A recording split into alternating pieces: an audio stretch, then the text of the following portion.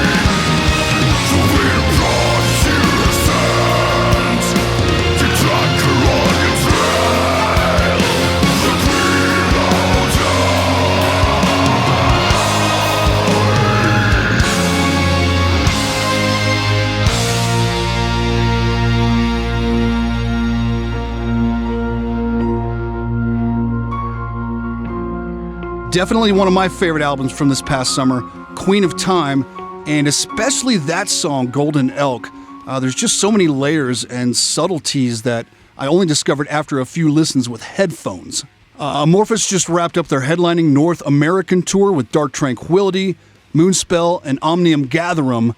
And check this out, starting November 1st and running into December, the band is going to play 13 shows in Finland before visiting Germany, the Netherlands, Sweden, Hungary, the Czech Republic, Norway, Poland, Belgium, France, Spain, and Switzerland. Man, that's a lot of road time. Hopefully you got to see Amorphous on this last run, and hopefully they'll come back before the Queen of Time cycle is over. Now, as mentioned, it's been 5 years since Arsis released a new album.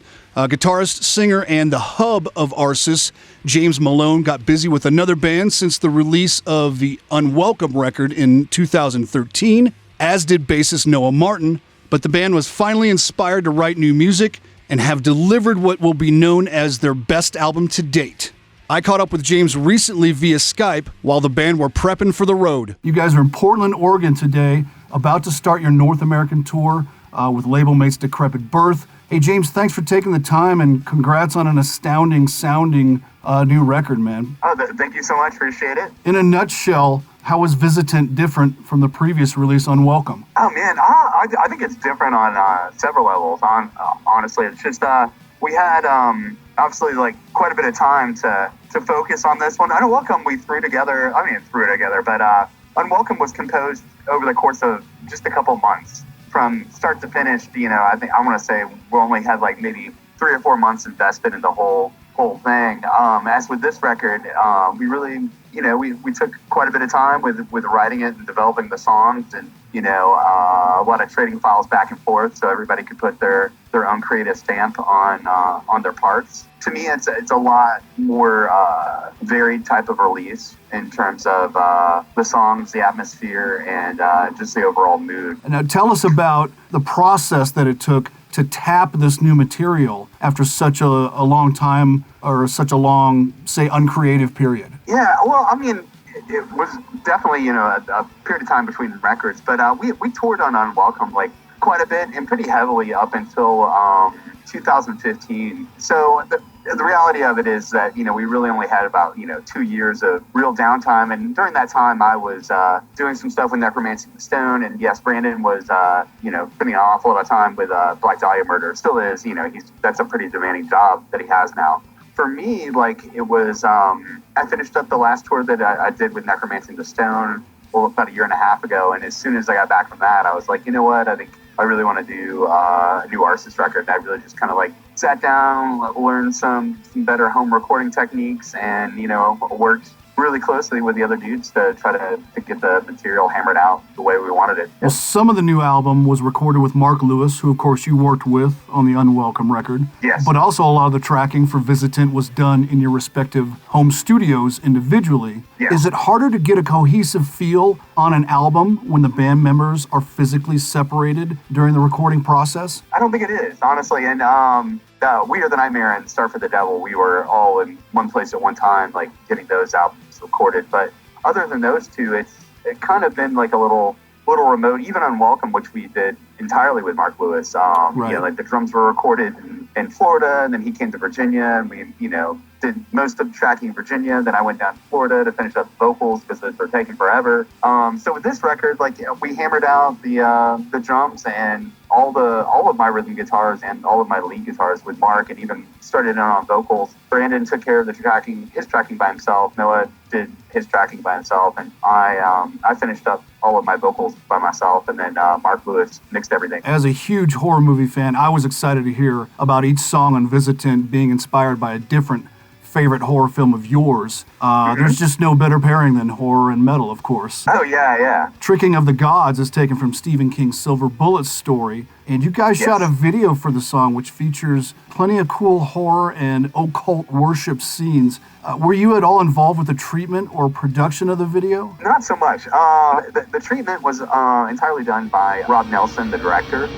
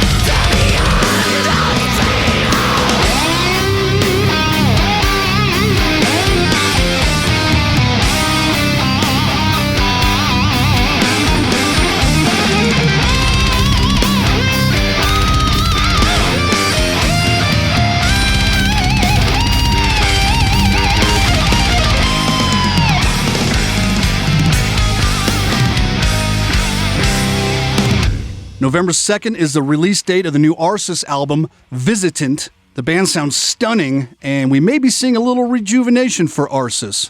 That there was the video track Tricking the Gods. Check that clip out online. A ton of fun, especially for October. Now check out the band live on the road with Decrepit Birth and Internal Bleeding, and see all Nuclear Blast artists' tour dates at nuclearblastusa.com. I caught Soulfly on their last tour for the Archangel record a couple of years ago, and I thought I was finally seeing Zion settle in comfortably as not only a professional drummer, but also a bandmate with one of the greatest metal icons in modern time. I think the new Soulfly album, Ritual, is strong for a number of reasons, but I think his playing has improved noticeably, and I believe that allows the band to have more room to create and to grow a little bit more with their instruments. Josh Wilbur's production brightens the intensity and convictions of these songs, and I think Rizzo and Max both brought their A game on guitar with Ritual as well. Get excited, man. This is the best Soulfly album in years. Here's the title track before our exclusive interview with Max Cavalera. It's Ritual on the Nuclear PODBLAST.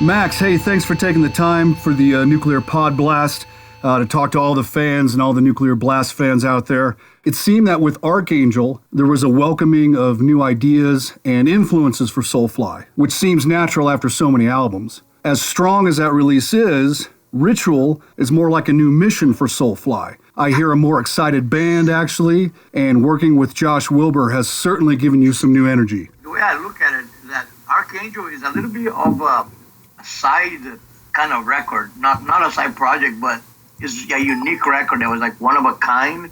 And Ritual is actually back on full Soulfly form, like all the elements, all the things that made Soulfly exciting in the first place are all back in this album in full force, man. You know, it's like the combination of the grooves and the tribal sounds and my own passion of the extreme kind of stuff I listen to, death metal, thrash metal, hardcore that I listen to, all that goes into Ritual.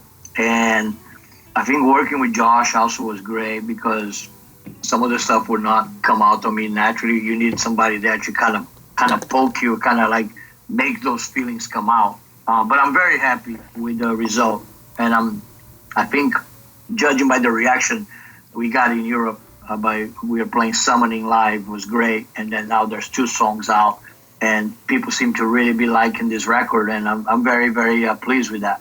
Well, the production is more raw, which helps bring a vicious edge to the songs. Overall, the aggression and confidence are heightened. This is a band that has a refreshed attitude and vision, it seems. Well, I think, that was kind of like from playing so much, and we're a tight band. We get tighter and tighter. We play a lot. Like this last European tour was 9 weeks. It makes for a real tight band, and I think when we were in the studio also, when everybody really clicking good with Josh, we had a really kick-ass studio. It was an awesome studio. I think it was just a matter of us just kind of like finding the right riffs, the right things that I brought from home, organizing them.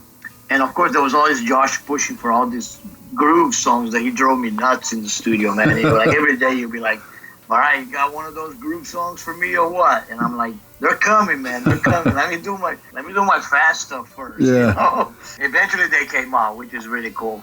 Well, the range of speed and the different moods are impressive on Ritual.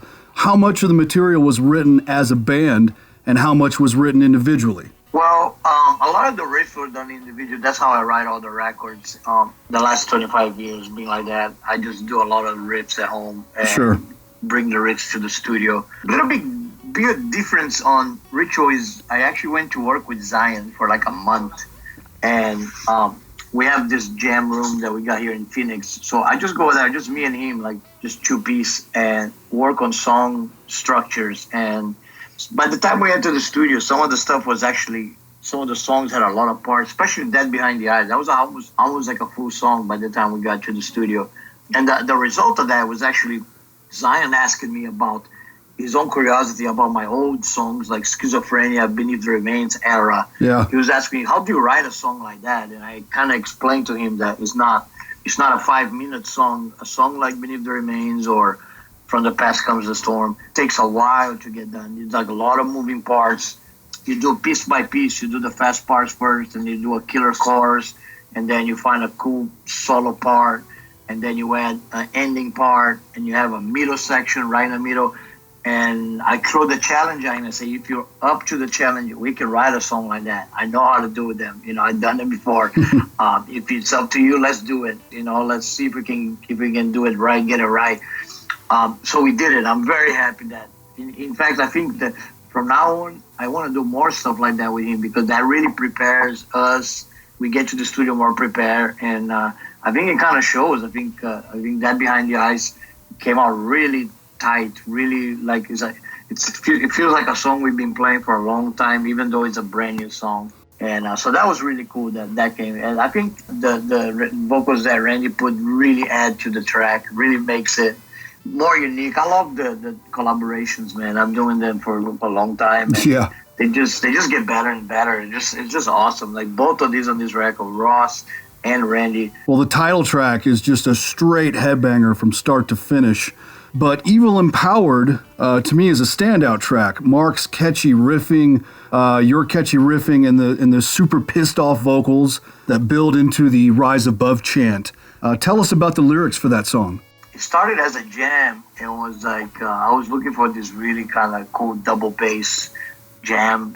Zion wasn't around when I came up with the riff, and so Josh jumped in the drums. So I wrote that with Josh on the drums. As far as the topic, it's kind of like the corruption that goes in the involvement of corruption in people that have power, and how that the power transforms into evil. You know, it's like really interesting to me. It's almost like a disease. You know, it's like once people become powerful, whether they become presidents or they become leader of something, a pope, or anything like that kind of power, is used for evil meanings, and that, you know, so it was kind of, and then there's like the reaction to that is us against that being the Rise Above, which I totally took from Black Flag. I couldn't help myself. I'm a huge Black Flag fan, and I was like, I gotta do this, and you know, if I had to do something different, I would have maybe changed the ending and don't go back to the chorus for the third time. But Josh he's really into like the little things, like the song has got to have 3 choruses. Every great song has 3 choruses. And if I had to redo it again, I would just leave it maybe the third chorus off and put a new part to end the song in one more part. But it's still pretty cool. I'm pretty happy with it. Well, we won't tell Josh that. Right. Well, I dig the punk vibe on Feedback, but Demonized might actually be my favorite track on Ritual so far, because it starts with a simple acoustic guitar intro and builds into a layered, multi-tempo thrash brigade. I love that song. Yeah, that one was, it was not actually, wasn't really made like that, but that little guitar thing that Rizzo played, that was actually going to be the intro of the album. Oh, okay. Yeah, so I was telling Mark, we need an intro, like, you know, Metallica Master of Puppets type intro, like beautiful, melodic. And he was playing this thing, and it reminded me of the movie River's Edge. Have you seen the movie? Oh, yeah. The Metal Blade one of the best soundtracks ever. Yeah. And then some of River's Edge has this acoustic guitar that's really haunty and really beautiful. I know exactly what you're talking about. I was cool with that. That was going to open the record. But once we got the Navajos involved and we made Ritual, and then the Navajo chant opened the record, it was too good. It was like, this is really, I think the intro, the melodic intro doesn't work anymore. And I just told Josh, let's find another place for that melodic intro to go. And Josh was really good. He found Demonized. That was his input. I had nothing to do with that.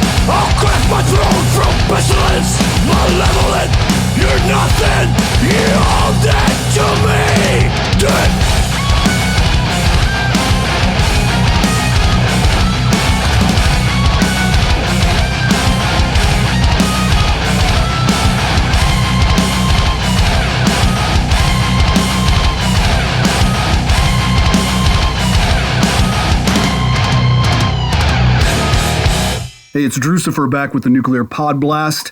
Right there, Demonized from the new Soulfly record, Ritual. And we've got Max Cavalera with us. Thanks again for taking the time, Max. You got used to producing Soulfly albums yourself for quite a few years, but the last 3 albums have been produced by, huge names. Terry Date, Matt Hyde, and of course now Josh Wilbur on Ritual. Is it easier for you to concentrate on the music and delivery more when you're not overseeing everything as a producer? Yeah, and it becomes also more helpful to have a second opinion kind of thing. Outside influence, yeah. Outside idea, outside perspective, and I love all those guys that you mentioned. Working with them was super cool. They're all legendary guys, and the only difference between these 3 guys is that Josh came kind of as a fan more than anything else, and that was really cool from the beginning of the recordings. He was like, I'm trying to make this Soulfly album I kind of want to hear. And that was cool, and he was pushing a lot for the groove songs, and I was pushing for the other heavy stuff, fast stuff, and I think that was maybe that was kind of like what made the record a little bit more special. Definitely easier when you have a producer helping you get the stuff out of you, that when you're producing yourself, you don't have nobody to do that. You got to do it yourself. Mm-hmm. So I prefer to work with producers. Well, it's interesting that those 3 albums are the ones that Zion has played on. So is that a coincidence, or?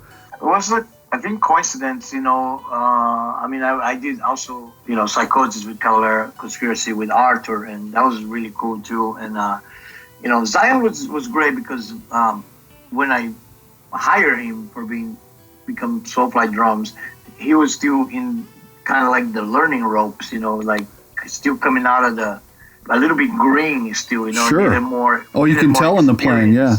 He had to learn on Fire Squad, there was no time, there was like, you got to get good fast, and he did, man. By the time we got to Archangel, he was already killing it, and now it's even more, like, especially the Ritual. I think the drumming is quite awesome, quite amazing on the whole record. He did some really cool stuff throughout the whole record. That, like his groove is right on the pocket, right in where it needs to be, and then when it needs to be fast and almost out of control, he's there, with all the energy in the world. And I think that Josh definitely captured the whole live way that he plays the drums.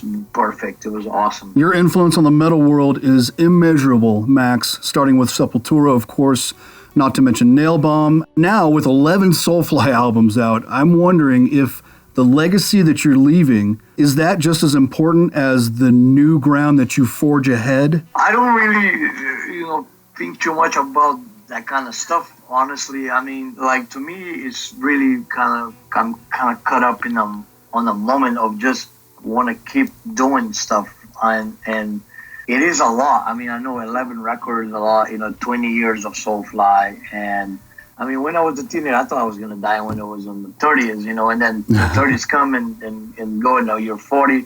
Now next year I'm gonna be 50 and get a big party going on.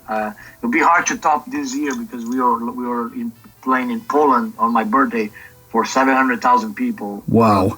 Pre-show they had in Poland, and that was insane. That was like the coolest day of my life. Yeah, I just kind of like really love what I do, and I love the fact that so much of these new bands have the respect for me for all the stuff I did, and that's really cool. Kind of like to pass the torch to my kids at some point. I think they're musicians themselves, and they are doing it. All my kids are in bands. Richie just have a Inside album coming out that's really cool. Zion and Igor always work with Lodi Kong, and Mm-hmm. Zion works with Soulfly, and they're really good musicians. So I'm not even thinking about retirement because I don't think about that kind of stuff. Actually, the whole Slayer thing kind of freaked me out a little bit. Sure. Like I don't want to do that with my stuff, but I understand that's what they want to do it, but it's kind of like it's kind of freaky to see like all these Black Sabbath last show, Rush last show. I keep watching all these documentaries. It's like, where are the rock bands going? All of our heroes are retiring. They're stopping retiring. What's going on? But you know what? it's also, you got to open room for the new legends of the future that are coming up, and a lot of it's going to be good. I think metal will always stay. Metal lives through everything. Well, Max, congrats on the new record, Ritual. Another benchmark in your career. Appreciate the time. We look forward to seeing you on the road. Very happy with the reaction we've been getting for the album also so far. And Nuclear Blast is doing great, really pushing this album. I think they got a lot of faith. It's really cool, man. And I want to thank all the fans out there. Enjoy Ritual, and we'll see you down the road, man.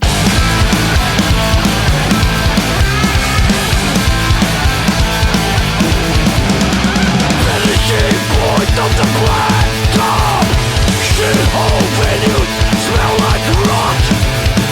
1,000 nights they left behind. Another try, another time. Feedback, feedback. 1, 2, 3, 4, not a fucking regret.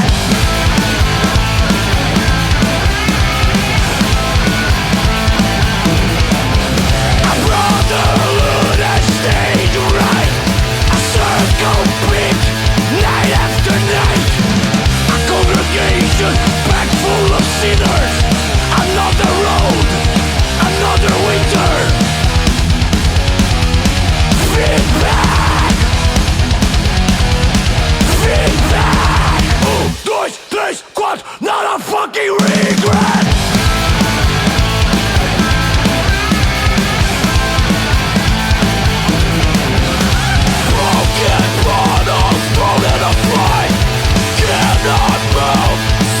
Tonight, stage time, the fucking glamour. Tonight's show, it's all that matters. Feedback, feedback, not a fucking regret.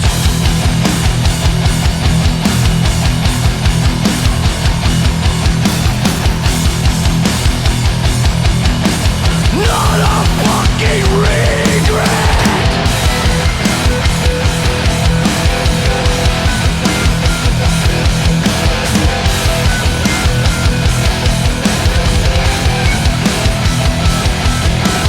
Many workers and many alive. Carry a torch for those who have died. Carve your skin a mosaic forever.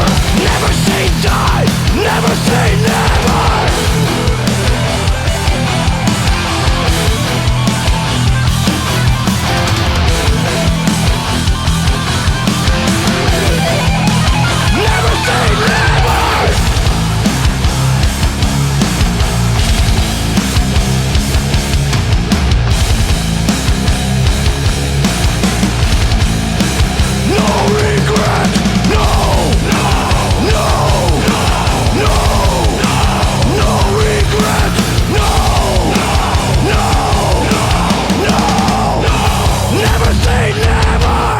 Aside from the instrumental Soulfly 11, what a great way to end the Ritual album with some old school punk attitude. Feedback, man. Love that song. Huge thanks to Max for taking out some time a few weeks back. And again, listen for some big announcements for Soulfly touring very soon. Hope you enjoyed that interview. We'll also speak with drummer Jason Bittner, formerly of Shadows Fall and Flotsam and Jetsam, and now, of course, the full-time drummer in Overkill. They've recently wrapped up recording for their new album that'll be out in early 2019. So we'll catch up with Jason, and he'll give us a wrap-up on the studio and some more inside info on the new record. Stay tuned for that. Back in May of 2017, Opeth played a very special show here in Colorado at the famous Red Rocks Amphitheater, along with Gojira and the Devin Townsend Project. Now, you've heard and seen clips from the upcoming Garden of the Titans live release that comes out November 2nd. And man, I can't wait to see it either, because I was actually at that show.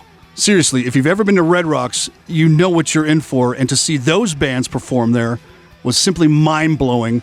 It was quite a night, one of the more memorable outdoor shows I've seen in quite some time. Garden of the Titans out November 2nd. This is Sorceress. It's the Nuclear PODBLAST.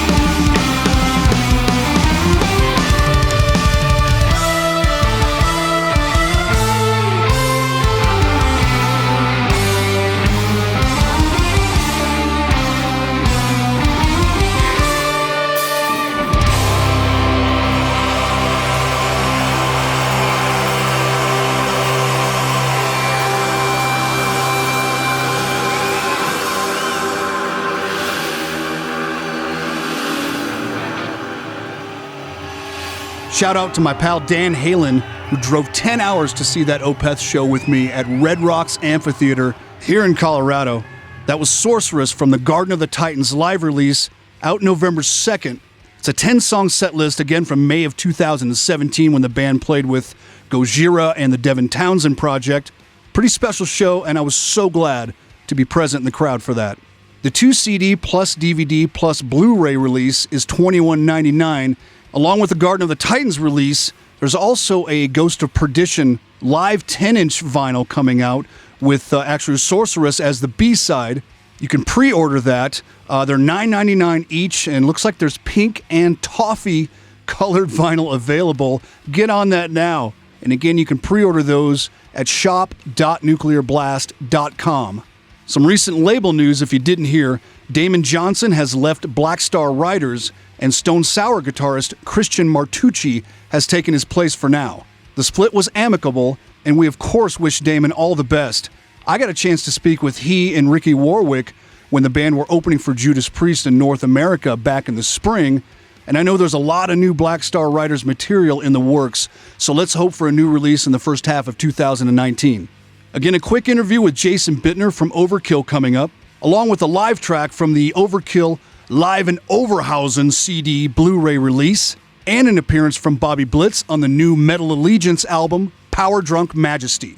A couple of October releases not to forget about are the live album from Earthless, Far From the West, as well as the new studio album from cult 80s melodic metal notables Fifth Angel from Seattle, featuring Ken Mary on drums, who after Fifth Angel's demise in 1985 went on to play drums with Alice Cooper, and most recently I saw Ken play live with Flotsam and Jetsam after the departed Jason Bittner to Overkill. Do you see how this all ties together? The new Fifth Angel album is called The Third Secret, and it's out October 26th.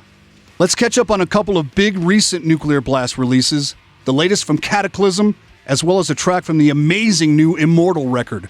More than 20 years and a dozen albums for Maurizio and Jean-Francois, Cataclysm just continues to sound fresh in the world of extreme death metal, mainly because I believe they've learned to not always be so extreme all the time. Check out the entire new album, Meditations. The band were isolated under the same roof for the writing of the new album as they did back in the old days. Here's The Last Breath, new Cataclysm on the Nuclear PODBLAST.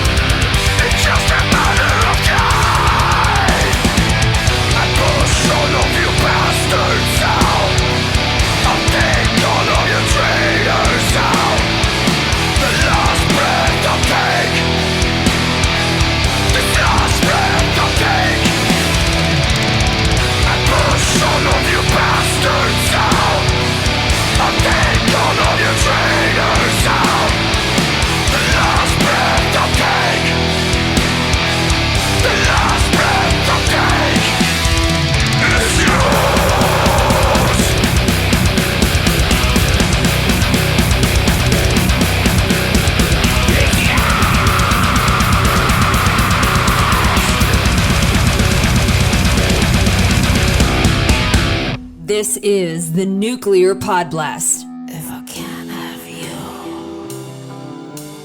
no one will. 'Cause you're mine forever.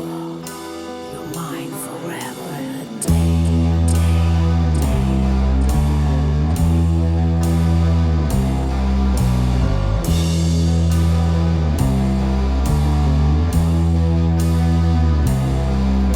The line is very thin between love and hate. You know that you belong to me. You cannot fight your fate.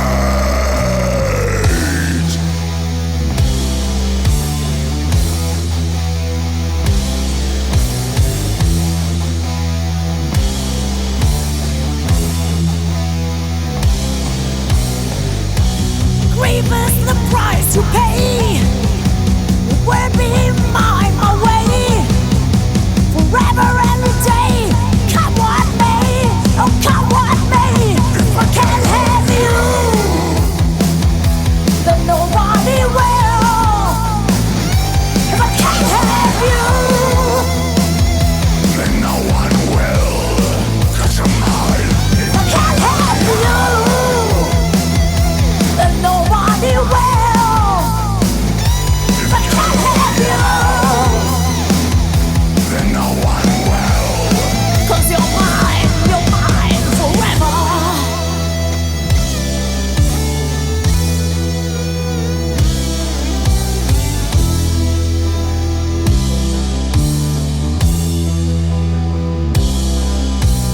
I will give you everything that you might need. All I ask in return is that you'll never leave. Grief is the price we pay. You wanna be mine, my way, forever and a day. Oh, come what may, I can't have you,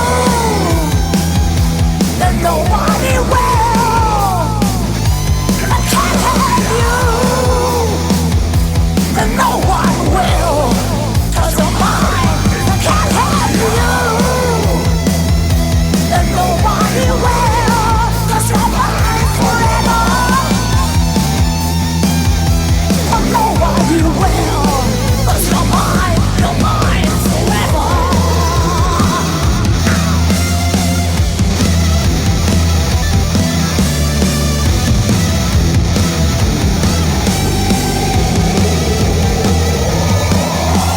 I can't have you.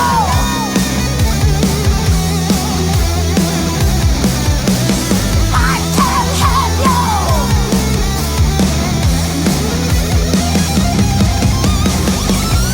Grief is the price you pay. You will be mine, my way, forever and a day. Come what may, oh come what may, I can't have you, then nobody will. 'Cause you're mine, I can't have you, then no one will. If I can't have you, then nobody will. Forever, can't have you.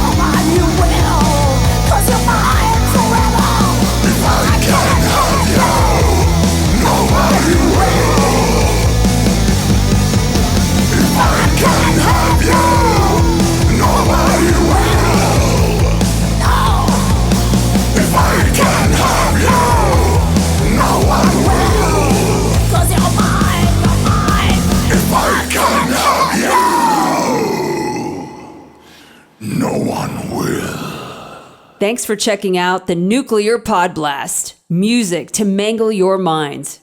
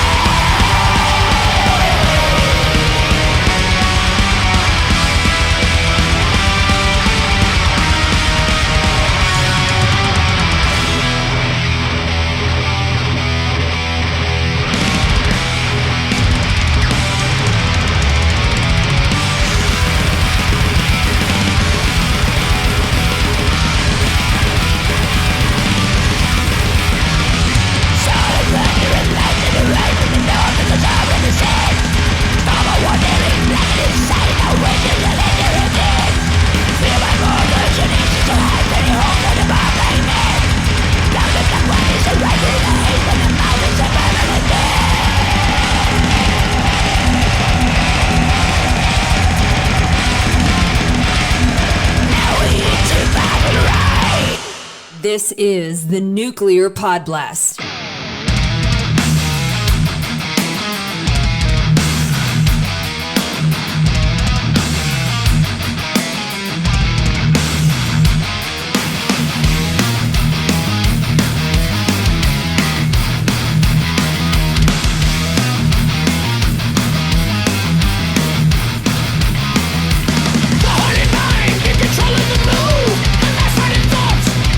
Truth, evil embrace, a tear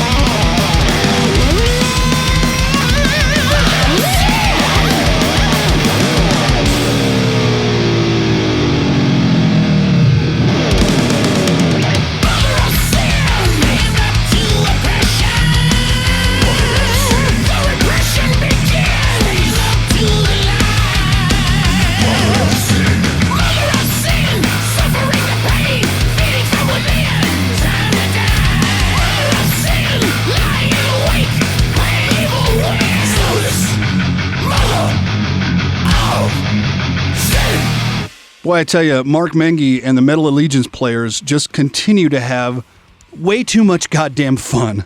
That was Mother of Sin featuring Bobby Blitz on vocals. Before that, from the brilliant comeback album from Immortal, Northern Chaos Gods, you heard Into Battle Ride.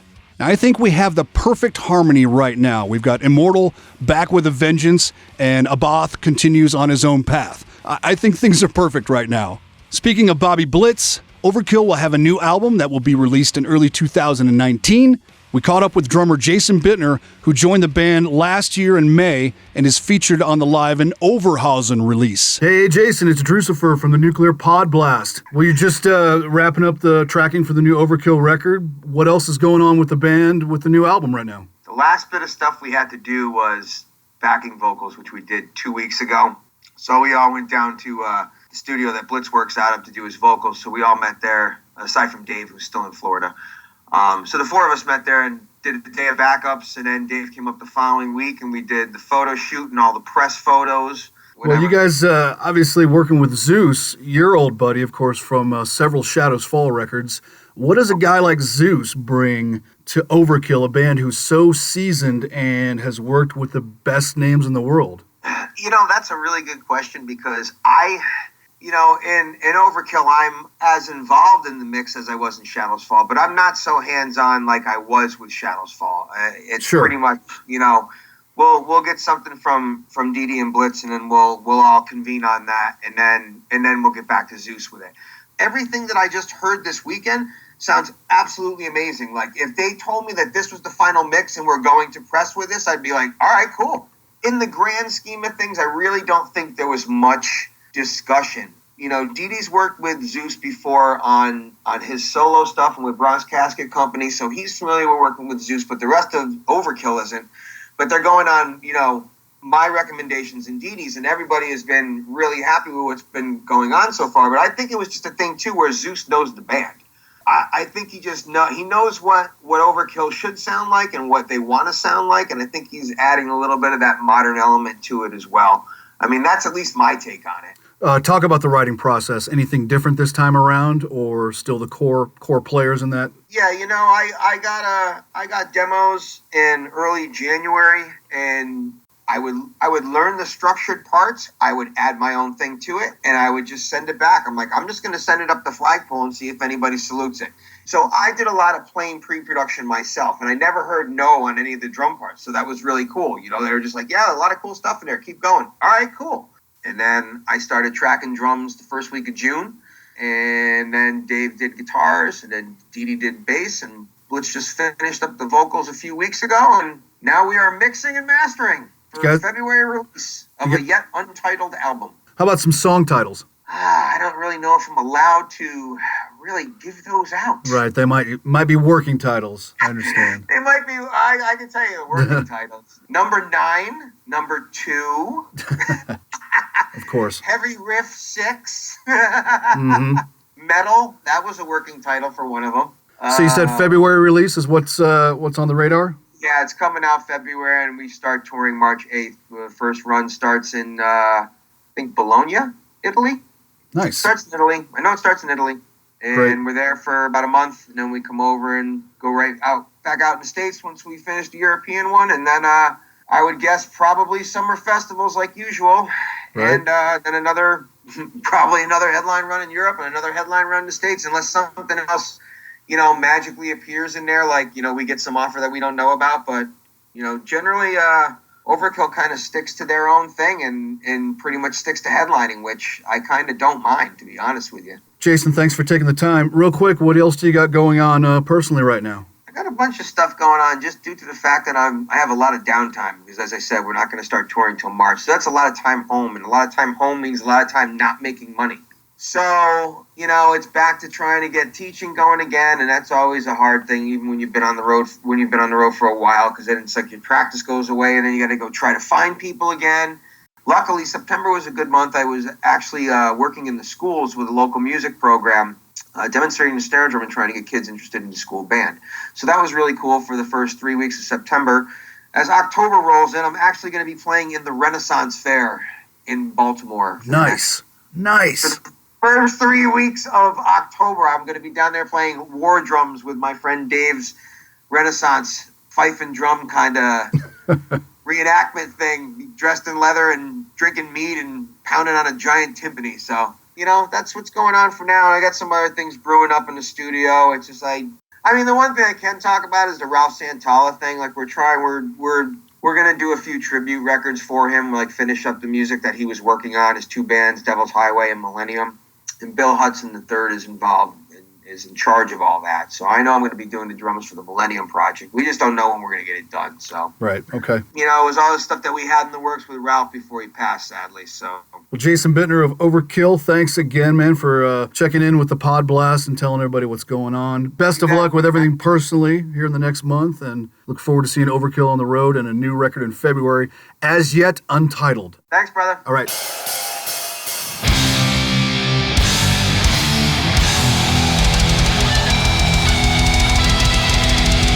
One more time! We say it now, like we said it before! Meine Deutschland ist rotten to the core!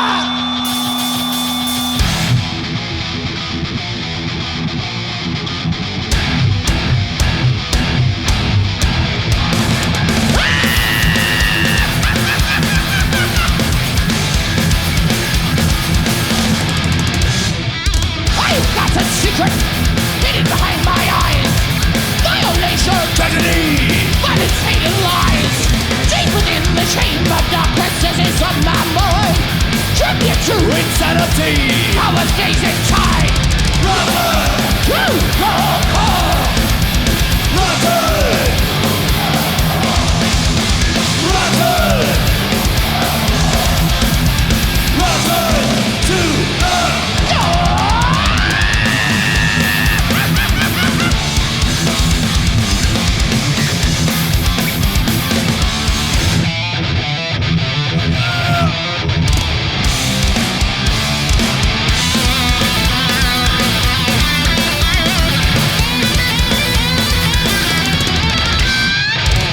Testimonial, truth and nothing more.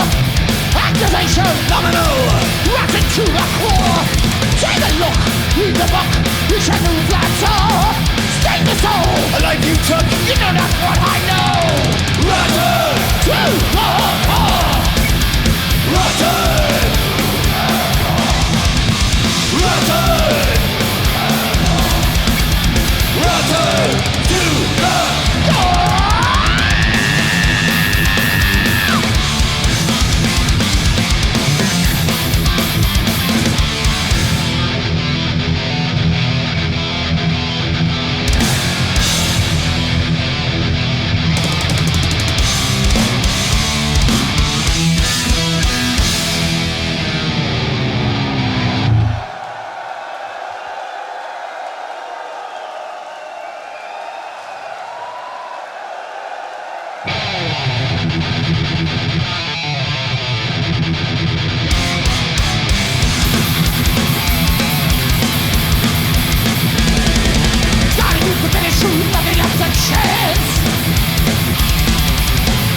Seeking invention romance. Deep into the soul of oneself, you're so wide. Violence and tragedy, devotion are not lies.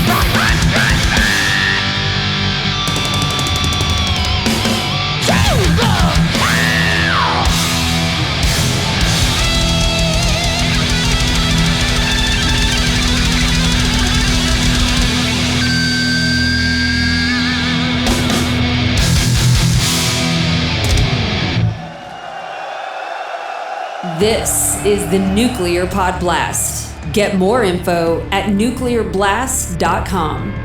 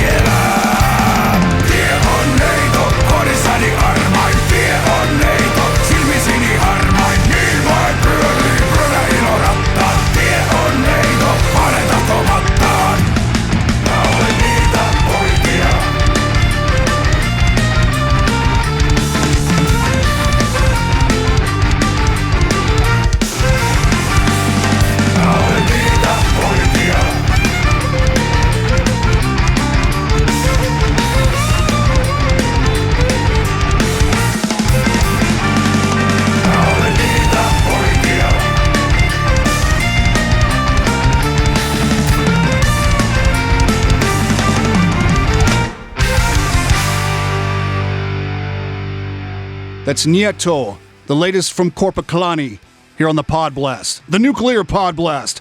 Welcome back, it's Drucifer. Before that, some live Overkill, live in Overhausen. Pick up that CD Blu-ray right now. That was Rotten to the Core, classic from the band. And a big thanks to Jason Bittner, who joined us, gave us an update on the new Overkill record. So get ready to wreck your neck again, early 2019. Holidays are right around the corner, man. So for you vinyl fanatics, here's some things to put on your list. The Meshuggah vinyl releases are coming December 7th.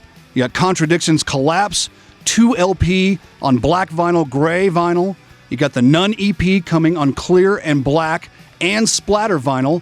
Destroy, Erase, Improve, and Chaos Fear both on black vinyl and splatter vinyl as well. Also coming on December 7th, 3 classic Blind Guardian vinyl reissues, A Night at the Opera, Nightfall in Middle-earth, and Imaginations from the Other Side. Now, the new Soulfly album, Ritual, you can pick up on red, gray, or black vinyl, but I'm going to hold out for that red marble. That looks good to me. Except have a new 12-inch single It's Balls to the Wall Live with the B-side. And if you're a fan of Burning Witches, there's a special run of 300 light blue double vinyl copies with bonus tracks and a poster imported from Germany exclusive to NB mail order. So go shopping now. The art of the compilation. I love metal compilations, going all the way back to the original Metal Massacre album that Brian Schlegel put out before starting Metal Blade Records. I still collect metal compilations on vinyl and CD from over the years. Rare ones I'm always looking out for. Recent ones that I never snagged a copy of. I just love the compilation. And Nuclear Blast's Death is Just the Beginning series is a favorite of mine for sure. You can always expect as much brutality as you can fit on one release, and the artwork and packaging always holds up to the standards of the original ones from the early 90s. Death is Just the Beginning 2018 continues the tradition of the series with 18 tracks of pure death, featuring Benediction, Hypocrisy, Possessed, Thy Art is Murder, Immolation, Paradise Lost, Carcass, and a bunch more. Now, Death is Just the Beginning 3 is my personal favorite still, mainly because it was a 2-CD release here in the States with a total of 38 tracks. It's still when Nuclear Blast was finding its foothold here in the States, so there was so much on that double CD for me to discover. So again, number 3 is still my favorite. So let's honor the old as well as bringing in the new. We'll first do something from Death is Just the Beginning 3 from 1995, and then something from the new 2018 compilation. Now on the newest compilation, Poland's Decapitated cover a classic from Meshuggah that you'll hear next. But first, here's an at the time unreleased track from Dismember from the Massive Killing Capacity recording in 1995, a great track called Justifiable Homicide.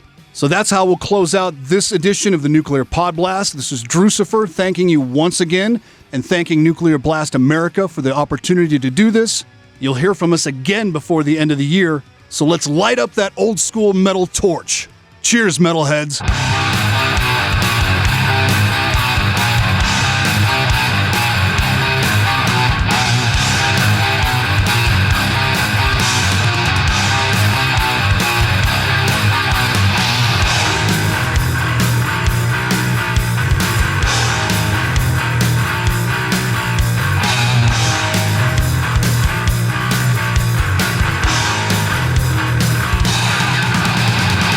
Fed up with